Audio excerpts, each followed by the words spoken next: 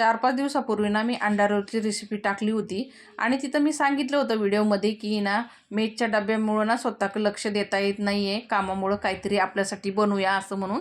आणि मी अंडा रोल बनवला होता. तर त्याच व्हिडिओखाली कमेंट मला खूप छान छान आल्या होत्या. त्यातली एक कमेंट आहे ना म्हणजे अशी आली होती की हे मेसचं जेवण असूच शकत नाही, मेसचं जेवण असं बनतं का? तर मग तुम्हीच सांगा मला मेसचं जेवण कसं असतं? भाजीमध्ये पाणी एकीकडं आणि भाजी एकीकडं असली का मग म्हणायचं मेसचं जेवण आहे, किंवा चपातीला तेल नसलं तर रोट्या बनवल्या तर समजायचं मेसचं जेवण आहे का? आणि मी पहिलंच सांगितलेलं आहे माझी घरगुती मेस आहे आणि 2-4 मुलीलाच मी डब्बे देत असते.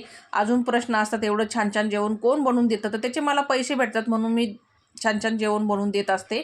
तर चला निगेटिव्ह कमेंटकडे लक्ष देणार नाही आजपासून. तर आज मस्त अशी कुरकुरीत मसाला डोसा आणि नारळाची चटणी बनवली होती एकदम सोप्या पद्धतीने. तर चला भेटूया पुढच्या व्हिडिओमध्ये. धन्यवाद.